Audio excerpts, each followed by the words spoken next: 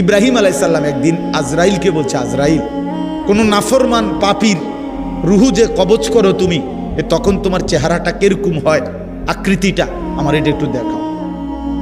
হযরত ইব্রাহিম আলাইহিস সালামকে আজরাইল বলছে, আল্লাহর কসম হে নবী, আপনি সহ্য করতে পারতেন না, আপনি এটা দেখতে চাইেন না। ইব্রাহিম আলাইহিস সালাম বললেন, না, আমার একটু হলেও দেখাও। তো আজরাইল এই বিভৎস আকৃতি, মানে নাফরমানের জান কবজ করার সময় উনার যে চেহারার আকৃতি হয়, এই চেহারাটা ধরে ইব্রাহিম আলাইহিস সালামকে দেখাইলেন।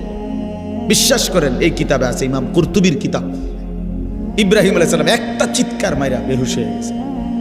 হুঁশ আসার পরে ইব্রাহিম আলাইহিস সালাম বললেন, আল্লাহর কসম, আয় আল্লাহ, মালিক আপনার কসম, কবরের আযাব, জাহান্নামের আযাব কোনো নাফরমানের জন্য কিছুই লাগবে না, শুধু আজরাইলের এই ভয়ানক দৃশ্য জান কবজের সময় একবার দেখলেই তার সারা জিন্দেগীর নাফরমানির শাস্তির জন্য এটাই যথেষ্ট।